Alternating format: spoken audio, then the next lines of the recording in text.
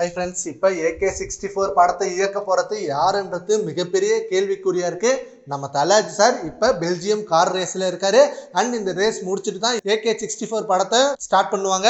And இப்போ வரைக்கும் நிறைய பேர் சொன்னது AK64 படத்தை ஆதிக் ரவிச்சந்திரன் தான் இயக்க போறாரு.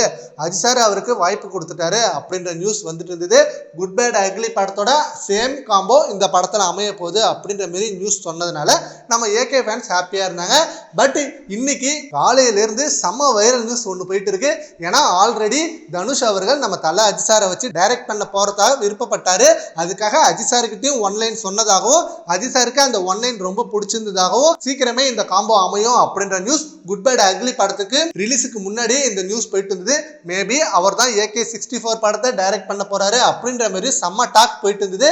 ஆனா குட் பேட் அக்லி படத்துக்கு அப்புறம் ஆதிக்கு தான் கன்ஃபார்ம் அப்படின்ற மாதிரி சொன்னாங்க. ஆனா இன்னைக்கு காலையில இருந்து தனுஷ் அவர்கள் தான் AK64 படத்தை டைரக்ட் பண்ண போறாரு அப்படின்ற மாதிரி சொல்றாங்க. ப்ரொடியூசர் எஸ் தானு அவர்களும் இந்த விஷயத்தை கன்ஃபார்ம் பண்ணியிருந்தாரு. தனுஷ் அவர்கள் அஜித் சாரை வச்சு டைரக்ட் பண்ண போறாரு, அஜித் சார் கதை சொல்லியிருக்காரு அப்படின்ற மாதிரி அவர் சொல்லியிருந்தாரு. அண்ட் தனஞ்சயன் அவர்களும் இதை தான் சொல்லியிருந்தாங்க. அண்ட் AK64 மேபி தனுஷ் அவர்களா இருந்தா கண்டிப்பா வேற லெவல் காம்போவா இருக்கும். அண்ட் தனுஷ் அவர்கள் இப்ப செம்ம பீக்ல இருக்காரு. ஆக்டிங்ல நிறைய படம் புக் பண்ணி வச்சிருக்காரு.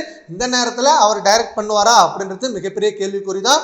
ஆல்ரெடி இட்லி கடை படமே டைரக்ட் பண்ணி இன்னும் ரிலீஸ் பண்ணாம இருக்காரு.